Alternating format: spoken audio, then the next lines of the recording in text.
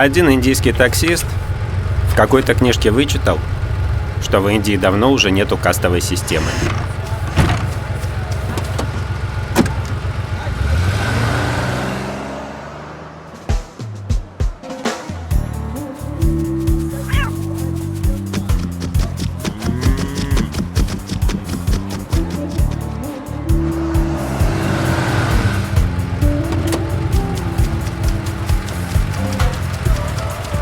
Типа отменили ее еще в 49 году.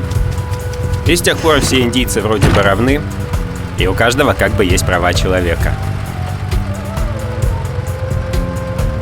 Казалось бы, ну что-то особенного.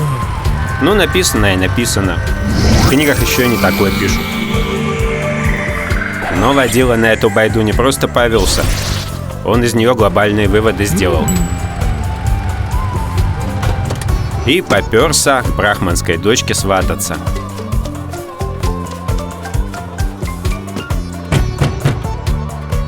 Брахман его, конечно, осадил. Вежливо, но жестко. Вопросы коварные начал задавать. Кто, мол, ваш отец? Кто ваш дед? Кто ваш прадед?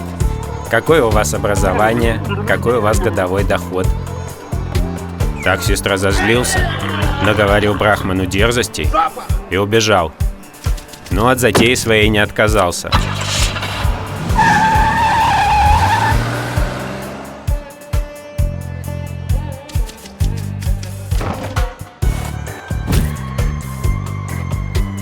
Через месяц появился он возле брахманского дома с ковриком и фанерным щитом.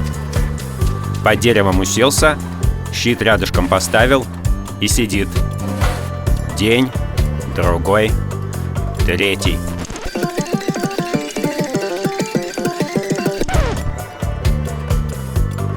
На четвертый день брахман полюбопытствовал, что ж на том щиту написано. А там примерно такое: не сойду с этого места и не съем ни крошки, пока брахман такой-то не выдаст за меня свою дочь. Причем на 2 языках, на хинди и на английском. Неделя прошла, а он все сидит и сидит. 2 недели прошло, про голодающего бедняка уже во всех газетах написали и по телевизору показали. Ну и что теперь делать? Если упрямец от голода помрет, брахману место жительства менять придется. Люди это не забудут. Походу надо дочку за таксиста выдавать. Других вариантов нет. А ей за простолюдина выйти, что в сортире утопиться.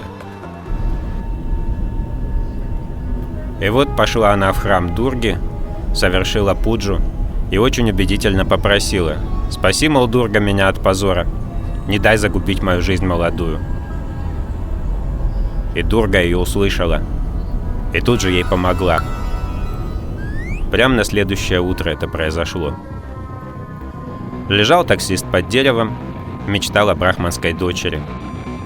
А тут подходит к нему страшенная проститутища, древняя как мир и вонючая как сортир. И говорит: «Эй, мужчина, не хочешь ли на мне жениться?» Уселась под тем же деревом и поставила фанерный щит. А на щиту написано: «Не сойду с этого места и не буду ни есть, ни пить, пока на мне не женится таксист такой-то».